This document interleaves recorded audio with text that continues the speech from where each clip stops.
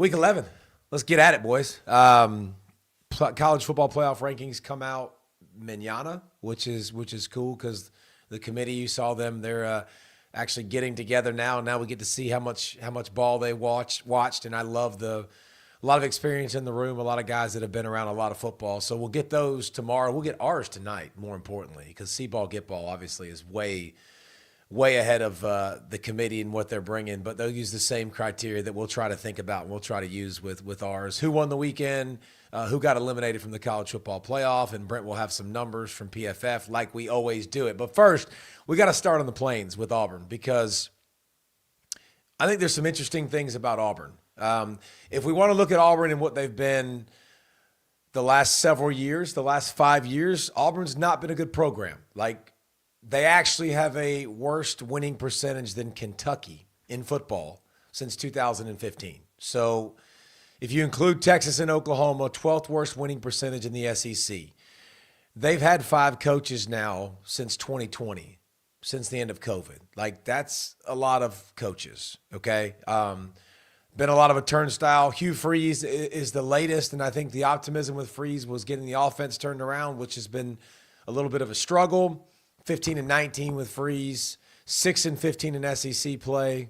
And I think here's the thing when you look at Auburn, they're 1-5 in the SEC this year. 4 of those losses by 1 score. But I think the reason why Auburn fans were upset was, listen, there were 6 touchdowns in 5 years. 6 touchdowns, or 5 losses, in the 5 losses, excuse me. Wow, 5 years. That'd be a lot. That'd be a really bad offense. 6 TDs in those 5 losses. So a lot of close games, but a lot of frustration with getting the offense turned around. And you see a lot of talent on that offense, but finding the trigger guy has been tough. Now, this has led to some conversation, and I think this is very interesting. How good of a job is Auburn? Is Auburn a good job? Joe Klatt had some really serious quotes about it, and I love Joe Klatt. Joe Klatt watches football. He has strong opinions. I love that about him. Klatt's comments on Auburn: their expectations are over their skis. They aren't even the best job in their own state. It's like the sister of the beauty queen. You ain't your sister. Golly, that's unfortunate. That's tough to be the sister. He's not lying. And I want to talk about this too, and talk about if this is real, if it's fair, whatever. Some of it I think is going to be real and fair. Some of it's not. They bring in all these guys. They don't give them enough time to build, and then they fire them as if they're supposed to be Bama or supposed to be Bama next year. I'm not saying that you can't have success at Auburn. I'm saying the way that they operate is not in line with the program that they are. Okay, so let's address this a little bit by little. Klatt said it on the Next Round show, by the way. That was Klatt's comment. Agreed. Auburn is not Alabama. They are in the state. They're second fiddle. They're little brother. Whatever you want to say, that's factual. They are. But there's a couple of things I think to say about Auburn that is on the other side. They haven't been great. They've hired a lot of coaches lately. But there's a couple of things that I think too that you look at Auburn and you think are in their favor. They won a natty in 2010. They played for one in 2013. Those count. That when you talk about programs that have played for 2 national titles in the last 15 seasons, let's just go there. The list of teams that have played for 2 natties in the last 15 years. That list consists of Bama, Clemson, Georgia, Ohio State, LSU, Notre Dame, and Oregon, and Auburn. Auburn's on that list. Auburn's fans show up for every single game. Go watch the Any Given Saturday piece on Auburn last year with A&M and the stadium late in the season. 100,000 showing up, making an unbelievable atmosphere. The crowd is unbelievable. The fans are crazy insane. They have a ton of talent there. Coleman, Singleton, Cobb can all come back. Jackson Arnold can come back. Now we can debate whether y'all want him back. That's probably going to be a different conversation, on the plains. But I just think yes, the short term, the last 5 seasons, Auburn's been bad. They've been really bad. They've been worse than Kentucky, so we can put that out there. But to act like Auburn's not a program that has history, that is a proud program, that's a proud fan base, that has, elite players, they have elite resources, elite facilities. Like everything about them has a chance to be elite. So I just don't think Auburn is a team that you just say, hey, yes, they're second fiddle to Alabama. Everybody's second fiddle to Alabama. There's not a fan base. There's not a team in the country that hasn't been second fiddle to Alabama. So that's not a slight. I think it's a slight when you just say this job's not very good. And I think you spin it to who is the coaches, who are the next guys. I think if you look at the experienced guys like James Franklin, 6 10-win seasons, 5 top 10 seasons, won 18 games in back-to-back seasons at Vandy. So that's 2 9-win seasons if you average them together. I'm really good at math. It's one of my strengths. But that's really good. That got you fired at Penn State. Auburn would be happy for that now. Jimbo Fisher went 83-23 at FSU. Different time. Has Jimbo Fisher changed and changed the way he can build culture? Who is he bringing with him? But that's an experienced guy. Drinkwitz, I think, makes more sense if you're going to go 27-6 in 3 seasons in the SEC. Like, that's really, really good. But if you're going to get outside of that, like, here's where I think some names that are interesting. Summerall, you keep hearing about him at Tulane. He's from Huntsville, Alabama. He played in the SEC. He played at Kentucky. Coached at Troy, coached at Tulane, obviously. Had a lot of success. A guy that's got some fire. He backed out of the UNC job a year ago. He's like, yeah, not my thing. Going to Auburn might be his thing. Like, that would be an interesting name to me. And then does anybody, just think Kenny Dillingham could be great? And I know Kenny Dillingham, like Jeff Brom that we mentioned for Florida, he's at his alma mater. Would he leave? I don't know. Probably not. If you're going to ask, but if you're going to go to Auburn and have consistent resources, that is a good job to consistently have resources. But here's the thing, and Brent, jump in here on this, because I don't think you can look at college football the way you used to look at college football. And here's what I say. When I say that, the program used to build itself. Like LSU, when I look at LSU, in-state recruiting, elite level, right? Like top-notch, nothing else going on in the state. The thing with Auburn, Georgia, Florida, it's always like, oh, so close. Like Alabama, like so much proximity. High school football in the state of Florida, high school football in the state of Georgia. Here's the thing, man. This isn't like that anymore. Like, money talks. Like, recruiting is a direct reflection of, do you have a GM? Are you running this like a business? Because if you're not in this game anymore. So I think when I start to go look and hire a guy, like, who's evolved with the times? Who is used to big boy football? Because that's what you got to play. And if I'm Auburn and the backdrop, like, first of all, what do you think about that, Brent? Like, I just don't think football is the same as it used to be. And I think it's who's adjusted to it the best. So you're saying it's all about the Benjamins. Go old school reference there. It still is. I mean, hey, because a lot of these players are like, how much do you have? Oh, you know what? I'm not going to be able to make the recruiting trip. That's a part of it, man. So you better have that part checked, circled, starred, and taken care of. Very much so. But the other part that's hard at Auburn is the fact that not only do you have to play Alabama every year moving forward, at least for a little while, you got to play Georgia too, who are 2 perennial powers. But in terms of, is this a good job or is it not a good job? What you said earlier about who's played for a national championship in the last 15 years and them being one of the teams that's played for 2, that's the end. That's the end of the story. I like that. Because to me, you can win at that level at that program. And if you can win at that level at that program, like right here behind me, West Virginia, there's limitation. There are always going to be limitations.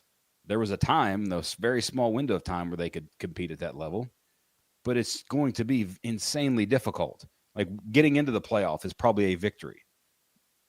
For all these schools, getting into the playoff is not necessarily a victory. They can win the whole thing if they have the right coach and the right combination of which team not all jobs can say that. But another thing too, Auburn fans, I think you've heard this for a while. This is why you don't have Kirby Smart, by the way, because they had a chance to get Kirby Smart. Auburn fans know this. There's a tendency in that building for certain people to have a lot of say. And those certain people aren't necessarily the people that you want to listen to. Okay? And the people with the money that you have to now glad hand and you have to get used to, if I'm going to a place where those people are making football decisions, which I'm telling you is the history at Auburn. If you talk to people that have been there, it's been the history. That's not a good recipe for success. Like, Auburn has to make sure that they give coaches the opportunity to hire their own coaches, to make their own decisions, to not let the boosters who give all of the money, and there's several big-time boosters that give the money. But just because you're a big-time booster doesn't mean that I need your input on football. Like, I need you to stay in your lane. I need you to do you and hire a coach that's got the balls to do his job, to make the shots, to call the calls and do that stuff. That's what I'll say. Like, let them do them. And now we'll get to our college football playoff. Like, I think this is amazing because we've been doing this exercise, and as we go along, it's going to change. And Wes can tell you, because Wes was putting together the graphic. I'm not even sure how the graphic goes because I have the original one up here right now. Like, trying to make this work and starting the different areas, like Ohio State and Indiana. Like, I literally went back and forth between Ohio State and Indiana. I say that because I saw Ohio State. I saw something new from Ohio State. I saw their offense play under pressure. I saw Julian Sayin have to move. I was very, very impressed. I wanted to pull the trigger. I wanted to put them at 1. First of all, it means nothing to be at 1. It means absolutely nothing. Like, you're going to play each other in the Big Ten championship game. 1 and 2 doesn't matter. Both of y'all could still have the opportunity to be in the top 4, which is what you want, because remember, now the seedings after the championship games are for byes. It's not like last year where some of the lesser teams that are ranked in the playoff can get a higher seed. I went with Indiana at 1. Indiana still has the best win. Indiana still has the common opponent with Illinois and the dominance versus not as dominant. If you want to give me Ohio State with out of conference, I think there's a legitimate beef, and I'm very interested to hear that. Does that come out of the words of the committee? Out of conference. Because out of conference, Indiana played Little Sisters of the Poor, School of the Blind, School of the Mute. Like, literally, it was as bad as it gets. Like, it was terrible. It was an awful slate. Ohio State played Texas, who now keeps winning, which is a very good thing for Ohio State. So, Ohio State, you cheered against Texas. You love watching the demise. Now your resume kind of hinges on Texas a little bit for the top spot. So why not absolutely embrace that? So I went Ohio State 1. I went Indiana 2. I think when you start to get to the next level, it looks pretty good. I think you go A&M 3. The Notre Dame win is good and getting more impressive. The LSU drubbing, there's a lot of that now that I get to write on this and who's beaten LSU. I'm interested to see how that goes. If you look at the Tulane game, if you look at the way that they played against LSU, I'm impressed. If you look at pass rush, impressed. If you look at speed, impressed. There's a lot to like about A&M. They're going to control themselves. Missouri, obviously, this week. Texas at the end of the season, which will be obviously a huge one. And then, obviously, for seeding purposes, Bama right behind them and in the 4-hole. No one has a better resume in the country than Bama, except for one thing. They lost to FSU. Like, aside from that, which keeps becoming an issue because FSU loses every single week, it seems like, but the Bama resume and who they've beaten is good. They've got OU as the last top 25 team. So I got 1 through 5 as pretty solid. If you start getting in the next row, so I categorized it 1 through 5, I felt pretty solid about. 6 through 9 is the next little tab I have. So I got Ole Miss at 6. And huge win at OU. The Tulane drubbing, LSU win, which, again, we say that like it matters. I'm not sure that matters anymore. Only loss is in Athens. That's a pretty good loss, bro. Like, you got to be pretty impressed with that loss. Obviously led the whole game or most of the game, and then in the fourth quarter kind of gave out of gas, but also at a tough atmosphere. They got Florida and they got at Mississippi State. Good chance when they beat Florida or if they beat Florida, they got a good chance to kind of write that in pen and finish that off. Number 7, baby, the Texas Tech Raiders. Big game in Lubbock this weekend, which will decide this because 8 right behind them is the team that they're going to play. Spoiler alert. Utah win looks a lot better. They drubbed Utah, broski. They took them behind the woodshed and absolutely wore that hiney out, 34-10 at Utah. At a conference, played absolutely no one. But didn't play anybody without a winning record, but they also, went face open slap. But BYU this week, and then could play, if they beat BYU, they could play them again. BYU right behind them at 8. Utah win is a big win. Iowa State back-to-back weeks, most impressive things on their schedule. Texas Tech this week, and then could play Texas Tech again. So they feasibly could go 1-1 against Texas Tech and still, find themselves in the playoff. They win this week, we might be talking about BYU writing them in pen in the playoff. All right, Brent, I want you to jump in here on this one because this is when it gets weird for me. 10-11. Like, I only get 2 spots, right? So here's my decision-making process when it went into this, because 12 is obviously taken. So I'm deciding 10 now. I've got Notre Dame, I've got Oregon, I've got OU, and I've got Texas, okay? I got those 4 teams. Brent, an ACC team has to be in there. So an ACC team takes up one of these spots no matter what. So whether it's 10 or 11. Okay, so which do you value more? So Notre Dame, 6 straight wins, win against USC, beating NC State. They beat Pitt, and by the way, Pitt is on a 5-game heater now, but they lost to Miami head-to-head, who's now lost 2 games as well. But they also lost to Miami by 3, A&M by 1. So there's Notre Dame. Oregon's best win is Northwestern.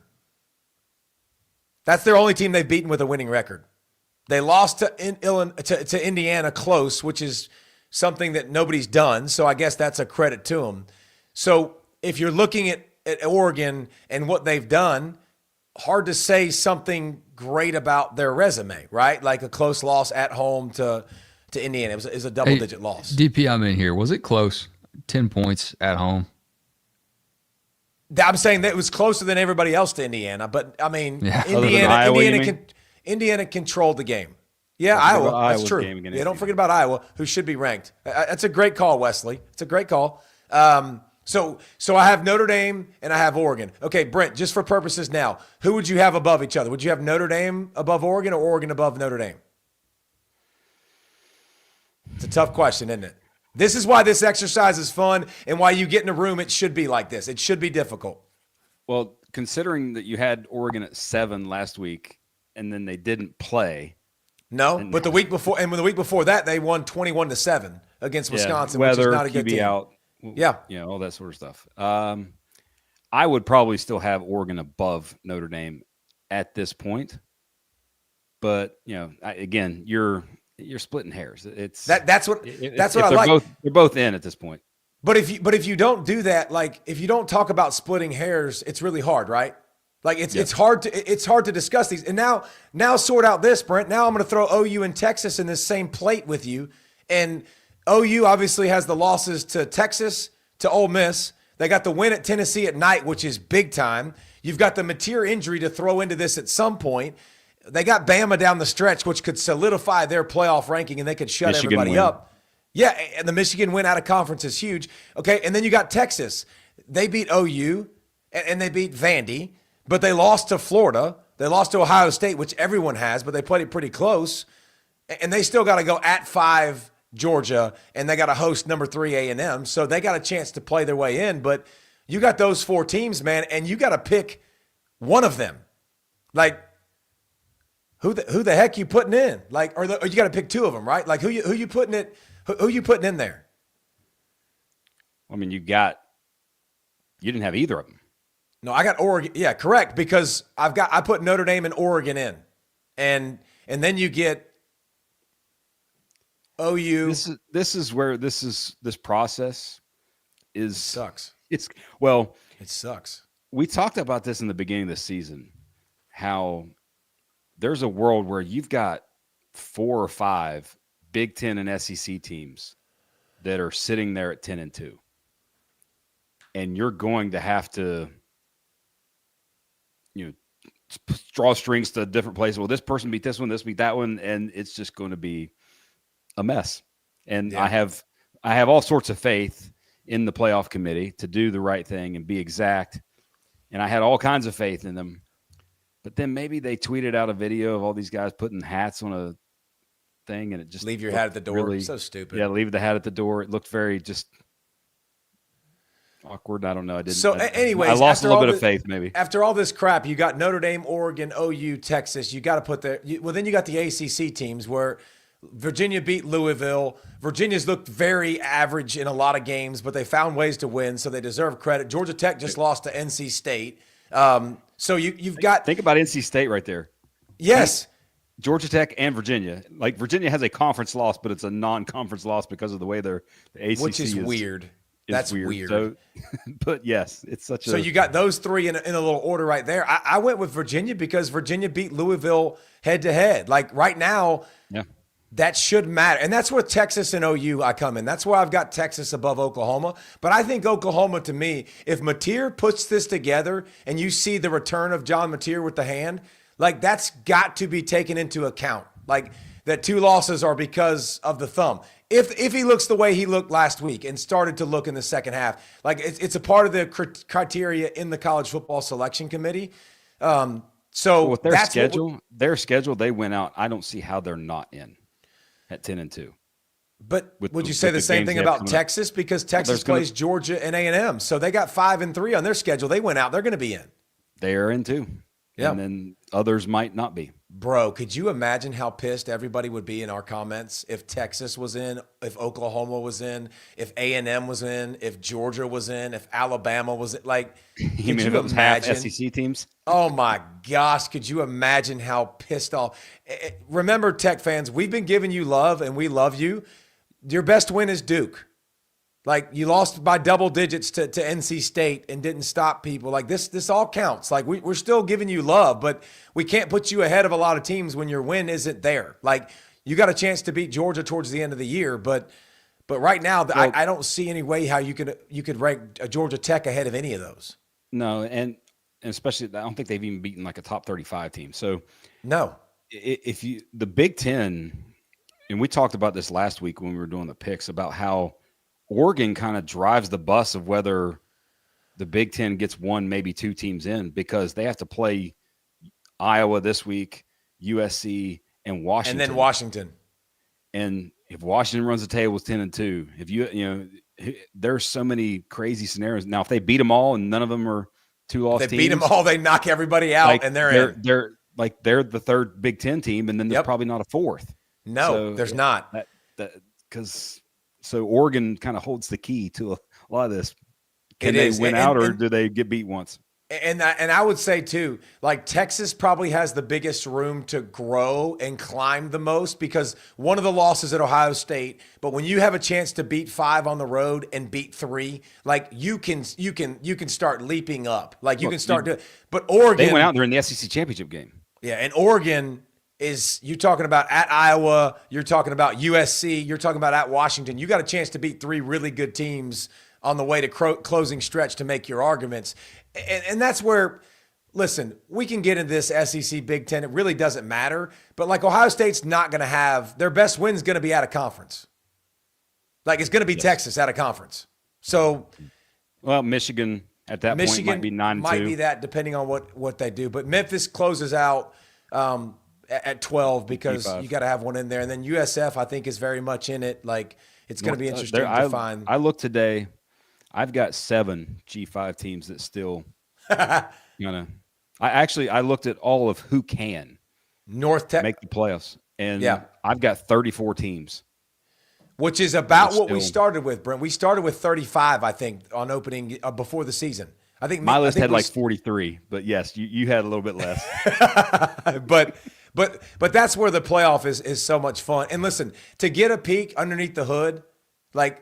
That's going to be fun next week. Like we at least get to start to say, okay, what matters? Because we've got some head-to-head indicators with similar records. Like Notre Dame and Miami might be a conversation. Texas and Oklahoma might be a conversation. We're going to have things, and we'll do the live reaction show after the show tomorrow night, which I think will be great. It's just things to ponder, things to think about. and things that they looked at, moving in the committee and how they used it. But it's going to be super awesome. Who are you putting in Penn right now in the playoffs? Because at one point I felt like I could put Miami in Penn, and that they've totally ruined that. So maybe I didn't, but you did, but you erased them. It was erasable Penn. You showed me the Penn. Well, we put them in pencil, right? We put them in pencil. Yeah. Ohio State and Indiana are Ohio State, Indiana are in. Like, there's no chance that they're not in. It's 100% chance they're in. Like A&M, the percentage starts to drop a little bit, but their schedule, man, like they would have to lose to Missouri this week. They'd have to lose, like trip and stumble, and then lose to Texas. I mean, it just the scenarios aren't great for them not to be in. And I don't see a world where they get blown out. Like you'd have to blow them out. Like you'd have to wax them. And so I'm ready to put them in an erasable pen. But then from that point on, man, like I'm not, I would say I'm more confident about Ole Miss than I am Georgia. Like I'm ready to put Ole Miss. If Ole Miss beats Florida, I think Ole Miss is in the college football playoff. Yes. Penn. Like, I agree. And then you're going to at Mississippi State to end the season, which is hard. But like the only locks I'm 100% sure of is Ohio State and Indiana with their schedule. Like, did you see? Just take a peek at. If you look, Brent, just here's Indiana's schedule. Penn State, Wisconsin, Purdue. All of them have 5 losses. That's their next run of schedule. So literally, if I'm an Indiana fan, I'm going, please stay healthy. Please stay healthy. Like, we don't even need you guys. We can use some backups in this one. Like, I might even rest guys at some point. So and it even sets up a scenario. Now, this is assuming Ohio State runs the table, and this is way ahead of conversation, but they're playing each other, and it's basically they're playing for who's going to be the 1 seed and who's going to be the 3 seed, probably. I would assume I'm going to put the SEC champion as the 2 seed. Unless you get stomped out. Unless you get tapped out, the SEC beats it, and there's issues there, and they might just be playing for 1 and 2 already. They might that game might not matter at all in any way other than who gets crowned the Big Ten champion and gets handed the thing. But still, you talked about Auburn earlier. I saw a very interesting tweet just to bring it back just a little bit in this. 3 teams in the FBS, and I didn't look this up, but I think it's true, haven't allowed more than 24 points in a game this year. Ohio State, Indiana, and Auburn, who's 4-5. The other 2 are 9-0. R.I.P. Ricky. Such a good team. Sorry. What could have been? Sorry, Auburn Tiger fans. All right, so that leads to a great question. I want you to go ahead and ask it, because I think this question will be talked about by everybody across college football. To where we're at today, if I give you the opportunity to take the Big Ten to win the whole thing, or the field, who are you taking? Big Ten. Not even close. I don't have to debate this, because that means I get the 2 teams that have been the most dominant, consistent, and I get Oregon, who's another 3rd team that I've seen some great flashes from. And then obviously the SEC, I'm getting more teams. I'm getting a wide variety of teams. But you got to keep in mind, if you're going to run the table, you've got to put 3 or 4 games together. You better have an O, you better have a D, and you better have some explosive playmakers on the outside, and you better have a QB that can sling it. Indiana sounds pretty good. Ohio State sounds pretty good in those areas. Like, I'm absolutely taking the Big Ten, and I'm not batting an eye, which is madness. I think people might think we're crazy, but you feel the same way? Yes, because I anything that gives me Ohio State. I feel like Ohio State this year feels very much like 2022 Georgia, where they know they're really good and they're just kind of getting through the regular season. Does that mean they can't get beat? No, it doesn't mean that at all. There's all those things. Georgia almost got beat by Ohio State that year, but it's going to take a Herculean effort to them to be beaten. And Michigan fans are like, hold my beer. Remember, 4 straight. Yeah. You got me at the end of the season. But yes, so that's the mental exercise. The Big Ten or the field for the college football playoff, and see ball, get ball. We got the Big Ten. So I'm sure we'll have some good comments in the chat about that. All right, so we did who's written in pen. We kind of did the locks. Now, who's eliminated and who we say bye-bye to that, again, you don't have to be mathematically eliminated. We're just saying that you're eliminated. We feel like you have no shot. Houston, we have a problem. Bye-bye. I mean, so nice. Such a good story, Houston. Man, like, got back in the throes of it, man, was being talked about in the Big 12. Really, Willie Fritz still has done a heck of a job turning around.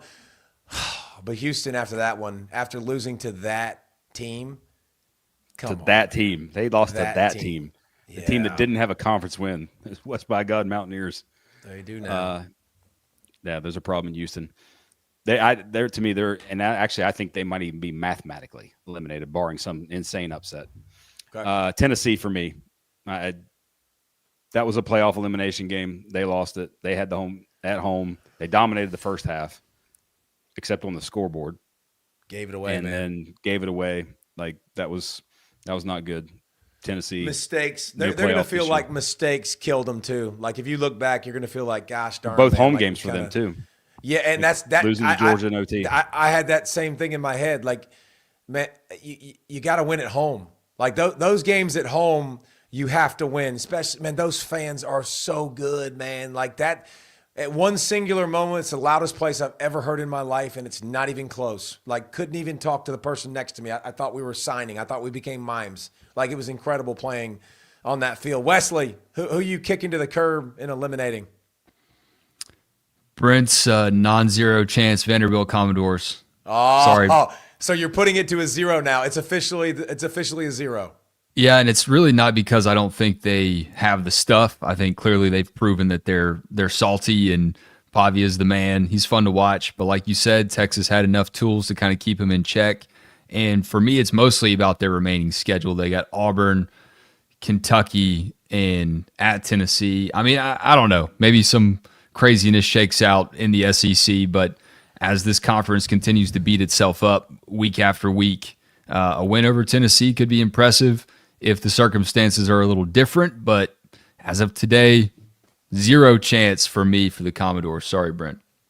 Brent, you going non-zero, Brent? I mean, are you ready to concede, Brent? No, I'm not ready to concede yet. There's still chaos in this college football season. Vandy still has a non-zero chance.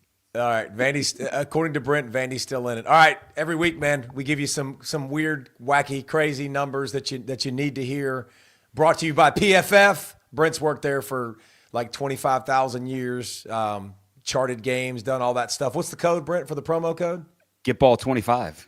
And if you are a nerd, go get ball 25. And for those that like want to just crap on it all the time, just stop. The coaches too, NFL and college, they want to crap on it. Just stop. Your process would go back to the Stone Age if it didn't exist. So just stop crapping on PFF. You can the grades, okay? We can argue. That sounds personal.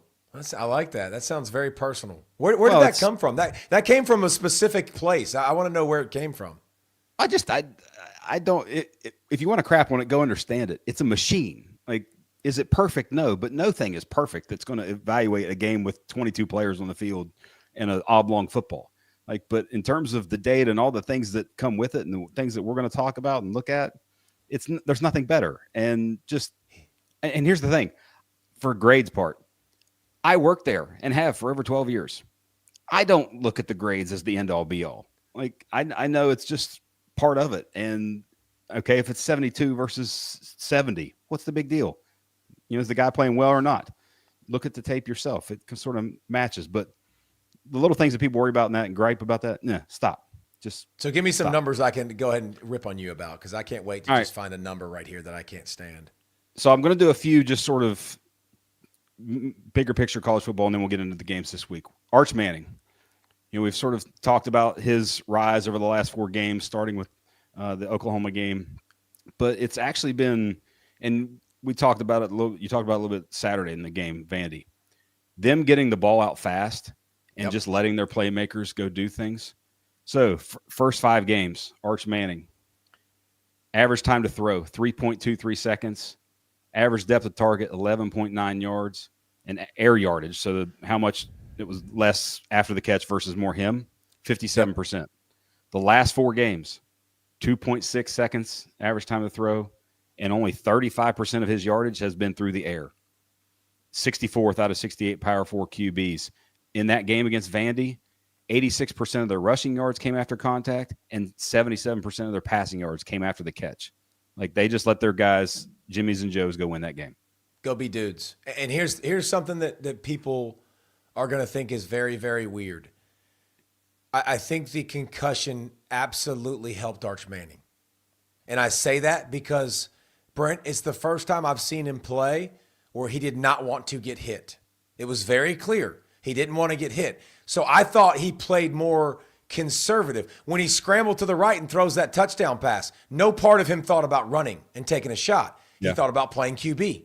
A lot of times you see him when he gets hurried, he's running, he's taking off, he's going to be physical. I'm not saying the concussion was good. I'm just saying for his thought process, I think it made him sit in the pocket a little bit more and think about getting the ball out, don't take shots, be smart.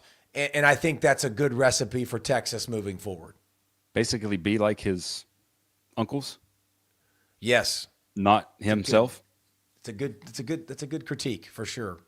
All right, the other quarterback at that point in that game, that sort of tipping point, Mateer. Yes, they've won 2 games, but the last 4 weeks, he has the lowest passing grade in the Power 4, 38.7. So they need him to get better fast. And if he's not going to be that, then you got to keep running the ball more so. I would love to see the second half of Tennessee grade. So maybe we get that for next show. Just because I do think it took a step in the right direction. I don't think it was elite, but he hasn't been the same guy. There's no doubt. And now that you're on the Julian Sayin train that I've been telling you about all season, I wanted to throw some numbers at you. He has an 80.7 completion percentage, just general completion percentage right now. That would be the best ever in college football. Bo Nix in 23 and Mac Jones in 20 at 77.4%. So he's at 80.7 right now. His adjusted completion percentage, so that counts in like drops, throwaways, things like that, 86% would be the best in PFF's history, which goes back to 2014. He's number 1 in passing grade. He's number 1 in we do ball placement, so like strike zone for throws. Yep. He's number 1 in accuracy for that. He's number 2 in the FBS in yards per attempt. And the other part, this is where it helps, and this is the part where you were right in terms of it's nice to have these guys to throw to. Yeah. He has the lowest drop percentage in the FBS. It's 1.7%. They have what about just a couple drops. Catches too? There's a few of those on there that are pretty solid. Yes. Tate is one of the best in the country at contested catch. I think Tate's like 10 of 10 on deep balls or 10 of 11 on deep balls thrown 20 plus yards down the field. And it's a consistent underthrow and it's a consistent I'm better than you. Like it's pretty impressive. I'm not on the Julian Sayin bandwagon. I think he's elite of elite. I think he's really good with accuracy. I think there's guys that I would absolutely take over him. But what I saw last week, I'm telling you, man, that was different to me. Like buying time under duress, by drifting, by scrambling, that's the difference that's going to take Ohio State from being a championship caliber team and being a great team in the playoff to winning a championship. Like it's going to be, he's going to have to make 3 or 4. When he plays a really good defense, which he hasn't yet, like he's going to have to make a few of those. And he looked okay against Texas, which is the best defense he's played, in order to beat some of the good teams, which Indiana's got a good defense. Like we're going to get to see it. You know, Michigan's got a pretty good defense, bro. Like it's going to be fun to see. But I think with those receivers, man, like that 1-2 punch, the field, you're playing downhill the whole game. Like the field's like this. Like everything is so nice. It's so easy to play, man. There's never been a season in the 12 years that PFF has done college grading where the drop percentage for QB has been less than 2. And the only 3 where it's been less than 3. The lowest ever is Bryce Perkins in 2019. Do you remember who Bryce Perkins played for? Your current playoff team in your top 12. Why am I drawing a blank? Go ahead and say it. Virginia Cavaliers. UVA. Jalen Hurts also at 2.5%. You know what's amazing about that, Oklahoma. Brent? Another thing to put in for numbers later on. There was at least 3 or 4 drops in the first game against Texas. At least Jeremiah Smith dropped. Yes, at Claire, least 2 or Claire 3, and Claire dropped side. 1 in the flat on third down. So that's even crazier. I bet they haven't dropped a pass since the first game. Good Lord. Anyways, put that in your big noggin. Yep, it's there. We'll spin it forward this week. BYU, Texas Tech, contrasting styles, maybe socially in terms of college student styles between these two schools. But one, Texas Tech, we talked about them in pass rush grade. They're no longer the top in pass rush grade in the country. Louisville is, but it's really close. But I did want to talk about those 3 defensive players, Jacob Rodriguez, Romello Height, and David Bailey, because they are right now number 2, number 3, and number 4 of every defensive player in the Power 4 in terms of grade. Like the last 6 years, there's been a few teams that have had 2. Nobody's had 3. And these guys that, Height and Bailey, Jacob Rodriguez is unreal, both run defense and coverage grade over 90. He's got 7 forced fumbles. That's crazy. It's number 1 by a wide margin. And Height's these aren't next to 3. There's a lot of fumbles that are luck, 100% luck. That dude comes in with a Cobra Kai punch. Like he comes in with the fury, and the timing of that is so elite, man. And listen, you go to practices in colleges now; they're teaching this. Like they're working on it more than ever. Like, yeah, it used to be 100% wrap up with one hand, try to strip with the other hand. Now it's like Evander Holyfield, Mike Tyson, that biznitch, and just punch the piss out of him and see if you can get the ball out. I've seen many college teams practice with boxing gloves on doing that. Well, most of the time, the boxing gloves are for the secondary, not to hold, but yeah. David Bailey, though, number 1 in quarterback pressures, number 1 in sacks. Like those guys, Rodriguez was in-house, but Height and Bailey, big-time return on investment for them, and now they get to face Bear. And they gave up 40 on Arizona State, which is mind-blowing. Like, that's crazy. Anyways. 2 other good big games this week. First one, Oregon at Iowa. This, to me, I wrote this down as an NFL scouts game because you've got Iowa's offensive line against Oregon's defensive line that has 4 pros on it, and Iowa's offensive line has the number 1 run block grade in the country. Every lineman is right at 80 or above. They have their number 1 pass block efficiency, like to go against Mateo Tuioti. Say it fast. Say it fast. Barry Alexander and Amari Washington, who are all like draft type guys. And then Ui Ugalele is a guy that's going to be flying in there and being matched up as well. Manteo. Yeah. I think that's a fun game for many reasons. One, Iowa deserves serious consideration to being ranked, but it's very much like Washington. Just go earn it. Like after they win this game, there's nothing anybody can say. Like you're at home. They'll be in the teens. They win this game. The pink locker room will be out in full effect. Like it's fantastic. Google it if you don't know it. Like it's literally all pink. The visiting locker room for the visiting team. It's the crappiest locker room ever, which is why I love it because it's just psychological warfare. But that will be a bunch of good on good. And Oregon's run defense will be tested. It will be very much tested with Gronowski and the way he can run it too. Like and healthier now and. Man, still, what if with Iowa too? Because they could have beat Indiana, and it was at home. It was a great game. So, we'll be very much watching Oregon the last month of the season, all of November, and then the other ranked matchup: Texas A&M at Missouri. Missouri, new QB again after Purbuella's injury, which I did see. I think he doesn't have to have surgery, so good for the kid. Yeah. But the thing in this game is. Marcel Reed on the road against Notre Dame and LSU. I'm not counting Arkansas. Arkansas is I think you might be able to throw for 200 on Arkansas's defense. But him on the road against Notre Dame elbow's good for that. On the road against Notre Dame and LSU, 52.4 passing grade, 50% completion, 6 turnover-worthy plays. He's got 3 picks. Now, a lot of yardage, a lot of points. and a lot of yards rushing. And that's the thing where what makes them so unique is that even if he's inefficient, the trump card of his legs is a very big time trump card. But Missouri obviously is very solid defensively, has two really good pass rushers. Curious to see how he handles himself on the road at Mizzou, who's fighting for that's playoff life. That's why I look at A&M as the team that can jump into the top stratosphere of college football, is just because, dude, they can rush the passer at a really elite level, and play good D in the back end, good pass D, and everybody who touches the football has a chance to house it. Like, you throw it to Concepcion, you throw it to Craver, and then Reed is just like, hey, whoop, whoop, whoop, bye-bye, see you, peace. Like, bye, Felicia. So it's a fun outfit to watch, and I think in the games when you need it the most, you run him, and that's probably why when it's not in sync, it's not in rhythm, so be it. But A&M's a handful. Another ranked game now to show that, and then obviously there's nothing that would be sweeter than it for an Aggie fan is end of the season to knock Texas out of the playoff. Like, that would just end there. That would like, winning a championship would be freaking awesome.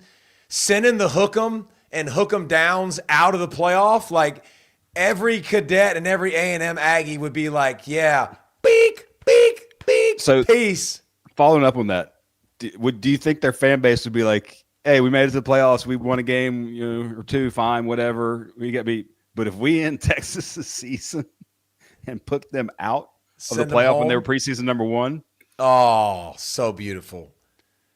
Absolutely so beautiful. They'd be so jacked up. Hey, maybe the would you rather win the whole thing, or would you rather knock Texas out of the playoffs at the end of the season? And Ohio State fans are going, you know what? We lost to Michigan, but nobody remembers because we got that championship. So the championship's always it should be the trump card in the end. All right, wrapping it up here. C-ball, get ball, victory formation.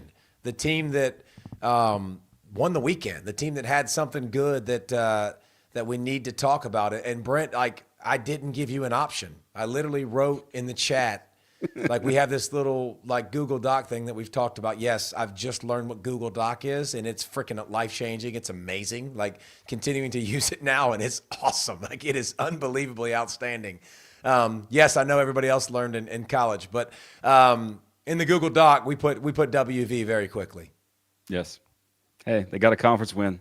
The Mountaineers showed some life. And I think I know they didn't get a ranked win in the Neil Brown era, I don't think, and Rich Rod gets one in year one. Okay. So win a big one in year one for the ranking. Good job. So you got a ranked win and you beat Pitt.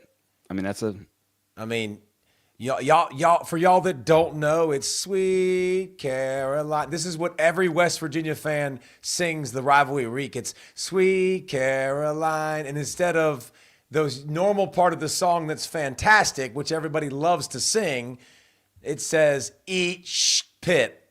That's how much they hate Pitt. So, and Pitt, look at their season, man. They've had a great season. Like, they've got a question to be ranked, and how they finish will be fun to watch. But the fact that West Virginia had two big wins this year, really good sign for the future, probably, of things to come. I got SMU. I got the Ponies.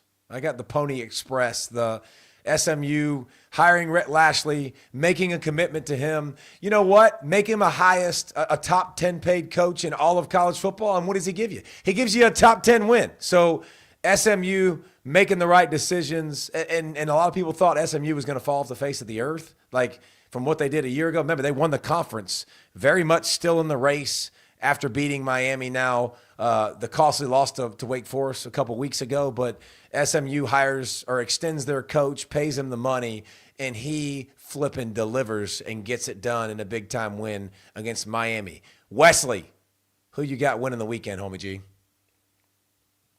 You're on mute, but that's fantastic. Everything you're saying is great. But going back to the Iowa locker room, what was the worst visiting locker room you went into? Ooh, worst visiting locker room. I mean, I'd probably go, like, off the rip, I'd probably go Vandy.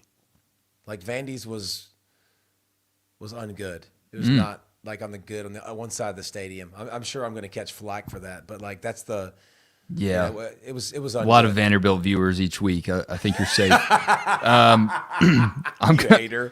I'm going with Jeremiah Love for that 94-yard touchdown run when he's bolting towards the end zone and looks to the sideline.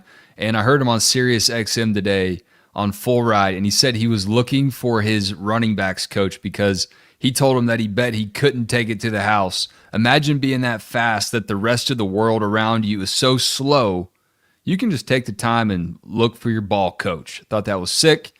And speaking of Jeremiah Love, I think we got some news on guest on Wednesday, right? Yes, we're gonna be spreading the love. Love is in the air. Wednesday we'll have Jeremiah Love join us, which will be awesome. His story is really, really cool. But this is the team in Notre Dame that played. They went against Miami's dreaded defense. They played A&M, so interesting to pick his pocket. And obviously, when you're running to the sideline and looking for your coach, A, did you find him on the sideline? And B, did you stick your tongue out? But Jeremiah Love right here on C-Ball Get Ball on Wednesday's show, which will be fantastic. We got the picks coming out in the week. But remember, tomorrow we'll be live too because the rankings, they're coming out now. Going to be fantastic. And we'll break them down 7 ways to Sunday here with you guys and then give you even more. And the chat's going wild. They're going nuts. We're seeing so much Irish love. Yeah, love is coming. He's going to be on the show. So appreciate y'all hanging with us. We will see you guys later. Peace.